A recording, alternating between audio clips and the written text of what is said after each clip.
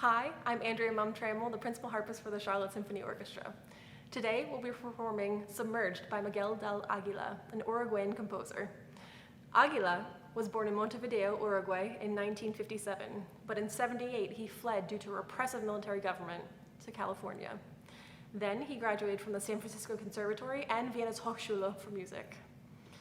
His music has been played all over the world, recorded on multiple recording labels, and has won many different international awards.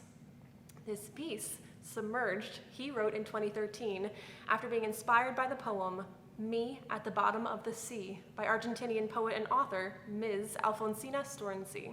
So a little bit about Storncy.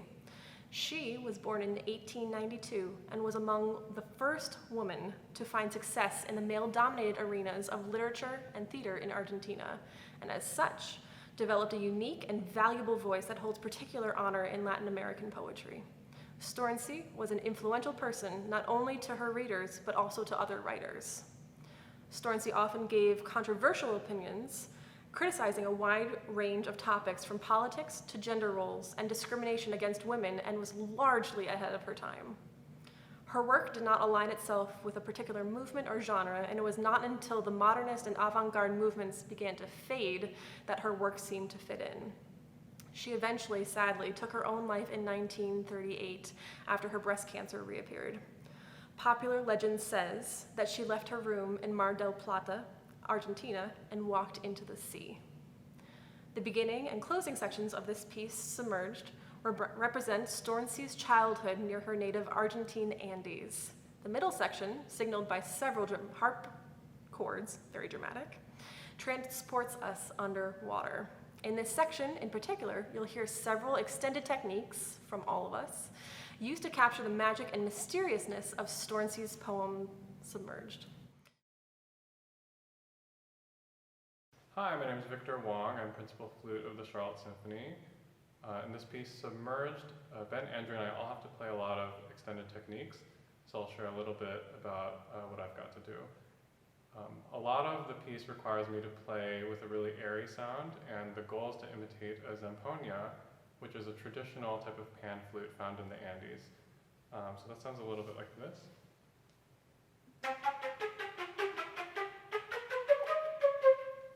Other things I have to do, I sing into my flute while also playing, which creates kind of a buzzy sound.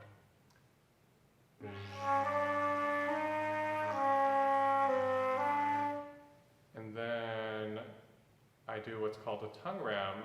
So normally in flute sound production, the tongue releases the airstream, but in a tongue ram it's the opposite, so the tongue actually stops the airstream. So without the flute, it sounds a little bit like, and then with the flute,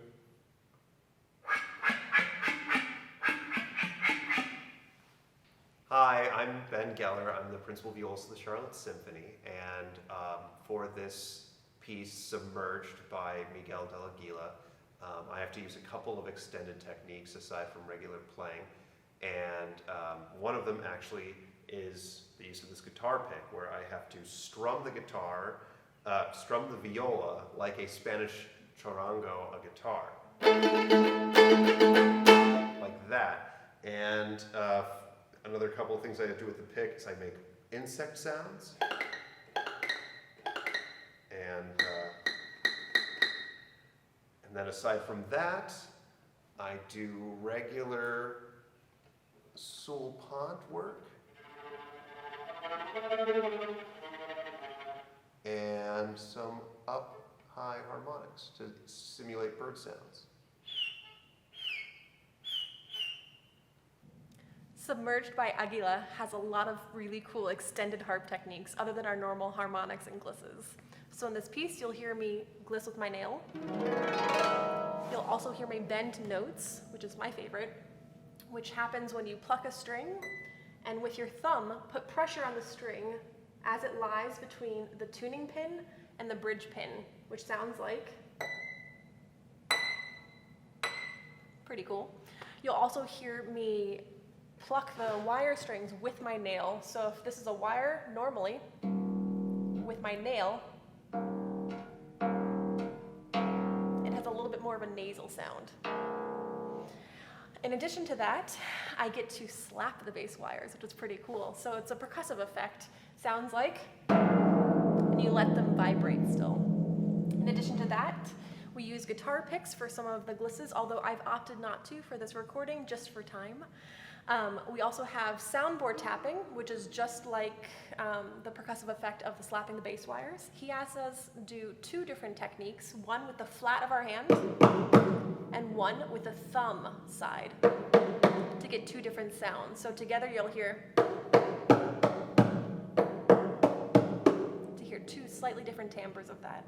In addition, you'll hear a lot of pedal buzzing in the middle section, which happens when you leave the pedal in between one of the notches, so in between flat and natural or between natural and sharp, and you let the string vibrate against the tuning pins down in the wires. So it sounds like kind of cool. In addition to that, there's a really soft whistling sound, which happens when you gently run your palm quickly up the wire strings. And the last thing is the gliss between that tuning pin and the bridge pin, normally done with a pick, he says, but I think there wasn't enough time, so I did it with my fingernail. Sounds like?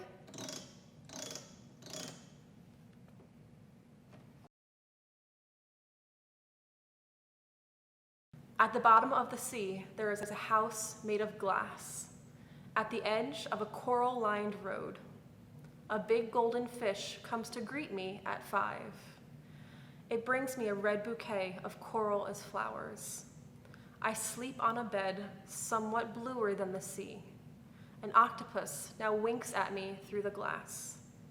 In the green forest that surrounds me, swaying mermaids sing, ding dong, ding ding, in their nacre and aquamarine. And above my head glow in the twilight the prickling pins of the sea.